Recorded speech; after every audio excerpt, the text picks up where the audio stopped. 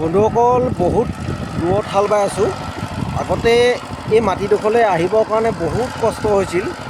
পথাৰৰ মানে সৰু সৰু আলি দি দিলে মানে পথাৰে পথাৰে নামি আহিবলগীয়া হয়। জলপান দিবলৈ মানে মহিলাসকলৰ বৰ কষ্ট হৈছিল। আৰু মানুহ আমি হাল বাবলৈ আহিবলৈ হ'লে পথাৰে পথাৰে নামি আহিবলগীয়া হয়।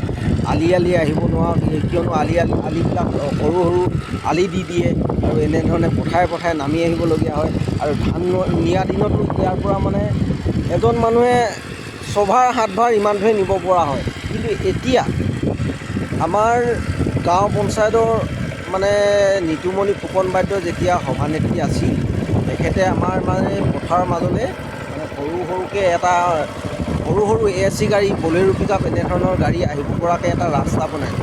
এই ৰাস্তাটো হোৱাৰ পৰা মানে ইমান সুবিধা হ'ল এই ৰাইজৰ।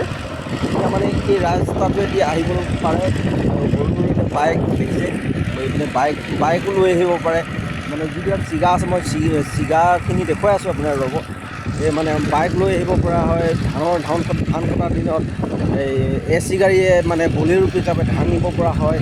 এনেধৰণে এতিয়া এই মাটিডোখৰ বৰ সুবিধা হৈ গ'ল। এনেধৰণে মানে সোণাজুৰি ওলাই গৈ এইপিনে জংঘল ব্লকত ওলাই গৈ আৰু চেৰিলি যিটো ক্লাবঘৰ, এই ক্লাবঘৰটোৰ পৰা বনাইছে আমাৰ নামবিয়া গাঁৱত ওলাই গৈ। এইটো মানে এটা এপাক দি মানে ধুনীয়াকৈ ৰাস্তাটো বনাই দিয়াৰ পিছত মানে সুবিধা হৈ গ'ল ৰাইজৰ।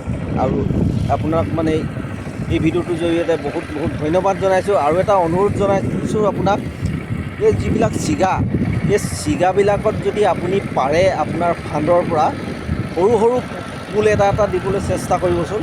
ইয়াকে আপোনাক মানে অনুৰোধ জনাইছোঁ এই ভিডিঅ'টোৰ জৰিয়তে। আপুনি পাৰিলে আপোনাৰ ফাণ্ডৰ পৰা সৰু পুল বহাই দিব, তেতিয়া আৰু সুবিধা হ'ব। মানে এতিয়া বাইক এইপিনে থ'বলগীয়া হৈছে এতিয়া আৰু তেতিয়া মানে ৰাইজৰ আৰু সুবিধা হ'ব আৰু তেতিয়া মানে ভাল হ'ব। আৰু এই ডাঙৰীয়া আহিলেও আমাৰ এতিয়া মানে পথাৰে মানে এই নামি যাবলগীয়া নহয়। এই আলি আমাৰ মানে ৰাইজসকল মানে ঘূৰিব পাৰে।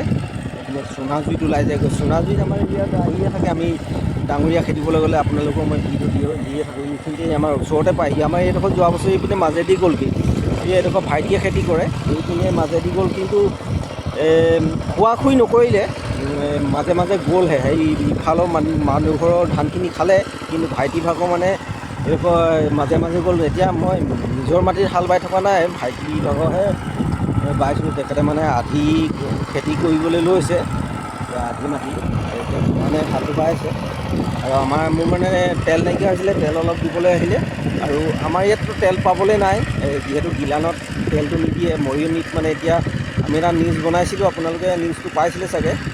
এতিয়া মানে গিলানত তেলটো দিছে, মৰিয়নিত দিছে বাৰু তেলটো। ইয়াতে ওচৰতে পাবলৈ নাই। আৰু মোৰ পিছফালে ধুনীয়াকৈ পাহাৰখন ওলাইছে, ইমান ধুনীয়া। আমাৰ ওচৰতে পাহাৰলৈ 3 কিলোমিটাৰমান হ'ব ইয়াৰ পৰা। ধুনীয়াকৈ পাহাৰখন ওলাইছে। এইপিনে জংঘল ব্লক আছে, এইপিনে সোণাজুৰি আছে। আৰু আমাৰ গাঁওখন দেখিছে আপোনালোকক হাইখন বহুতো। ইয়াৰ পৰা যাবলৈ হ'লে মানে মাজেতো আপুনি পথাৰেদি গ'লে মানে কমচে কম 2 ঘণ্টা লাগিব। এতিয়া যিটো আলিত মই থিয় হৈ আছোঁ, এই আলিটোৱে গ'লে মানে 1 ঘণ্টামান লাগিব। মানে পাক ঘূৰিব লাগিবতো, এই আলিটোৱেদি গ'লে মানে 1 ঘণ্টামান লাগিব।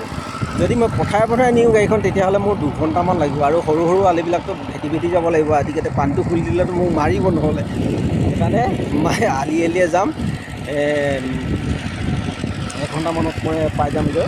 আৰু বেছি নাই, 1 2 3 4 আছে। 4 মাটি পাবলৈ মানে কমচে কম 1 ঘণ্টা লাগিব। আৰু